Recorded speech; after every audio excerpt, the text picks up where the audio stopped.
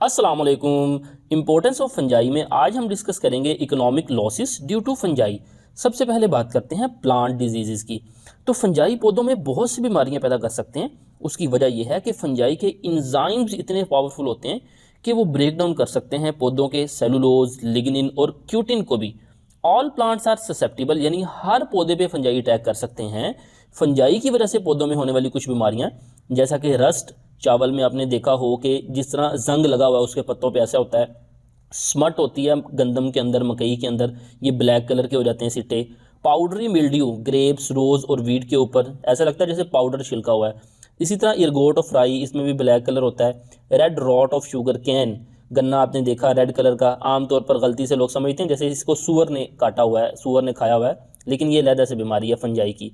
Potato wilt, आलू में बीमारी है। कॉटन रॉट रूट, कॉटन की जो रूट है, जड़ है, वो रॉट कर जाती है, गल सड़ जाती है।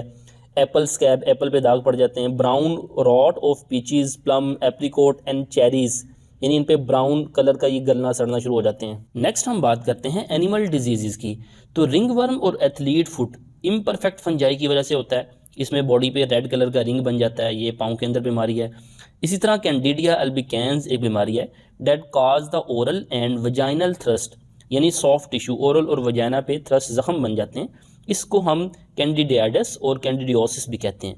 इसी तरह हिस्टोप्लाज्मोसिस एक बीमारी है जो कि इन्फेक्शन ऑफ लंग्स का इन्फेक्शन है caused by inhaling spores of fungus, जो कि फंगस के स्पोर्स को इनहेल करने की वजह से होता है। और वो फंगस के स्पोर्स कहाँ पे मौजूद होते हैं?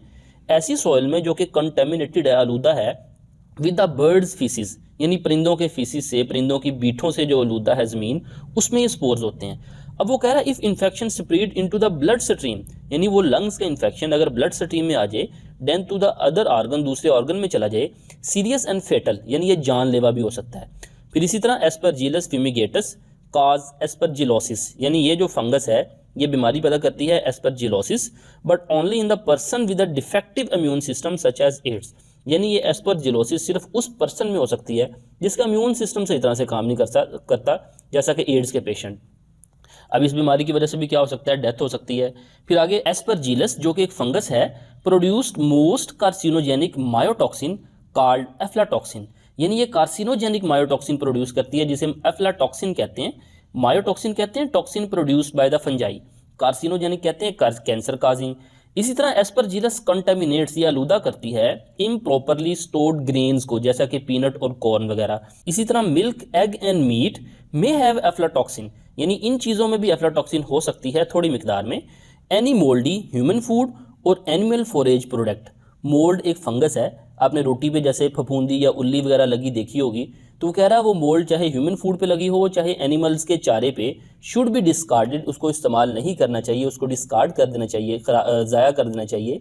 इसी तरह इर्गोटिज्म, ये एक पॉइजनिंग होती है काज बाय ईटिंग ब्रेड, ये ऐसी रोटी खाने से होती है जो कि मेड बनी हो पर्पल इर्गोट कंटेमिनेटेड राई फ्लोर, यानी ऐसे फ्लोर, ऐसे आटे से बनी हो जो कि कंटेमिनेटेड है एक फंगस पर्पल इर्गोट से। इसी तरह poisonous material in the इर्गोट causes, इर्गोट चाहे वो पर्पल इर्गोट हो या कोई भी हो, उसका पॉइजनस मटेरियल वजह बनता है नर्वस पाम्स का, इसमें मसल ट्विचेस होते हैं, कन्वल्जन्स, झटके लगना, साइकोटिक डिल्यूशंस, डिल्यूशन कहते हैं वहम, यानी इस पेशेंट को ऐसी चीज़ें महसूस होती हैं जो असल में है ही नहीं। तो हम ऐसे पेशेंट को क्या करते हैं, वो दम दरूद करने वाले के पास ले जाते हैं, वो कहते हैं जादू है, लेकिन ये बीमारी है। इसी तरह गैंग्रीन, इसमें डिकम्पोजिशन ऑफ बॉडी टिश्यू की तरफ ब्लड सप्लाई नॉर्मल नहीं होती, तो वो बाकायदा डिकम्पोज होने लग जाते हैं। इसी तरह सेप्रोबिक फंजाई जो कि डिकम्पोजर हैं, मुर्दा जानवरों और पौधों की बॉडीज़ को डिकम्पोज करके इन्वायरमेंट में रिसाइकिल करते हैं। ये यूजफुल रिसाइकलर हैं, लेकिन काज इनकैलकुलेबल डैमेज, ये डैमेज करते हैं फूड, वुड, फाइबर और लेदर, यानी इन चीज़ों को भी डिकम्पोज कर देते हैं। हत्ता कि दुनिया में 15 से 50% वर्ड्स फ्रूट जो लॉस्ट होता है हर साल, वो इसी फंजाई की वजह से होता है। वुड रॉटनिंग फंजाई जो कि वुड को रॉट करती है, गलाती है। Destroy living trees and structural timber, जिंदा दरख्तों को भी डिस्ट्रॉय कर देती है। स्ट्रक्चरल टिम्बर कहते हैं लकड़ी के बड़े बड़े तख्ते जो कि आप कह रहे हैं फर्नीचर वगैरह में इस्तेमाल होते हैं।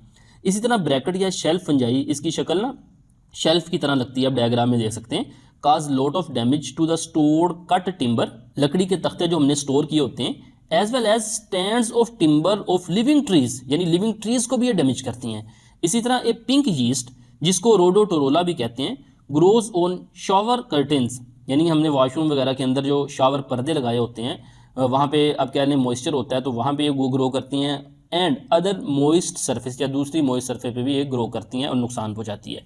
तो ये था आज का टॉपिक, उम्मीद आपको समझ आई होगी। फीडबैक ज़रूर दीजिएगा। मिलते हैं नेक्स्ट लेक्चर के साथ। अस्सलाम वालेकुम वरहमतुल्लाहि वबरकातुहू।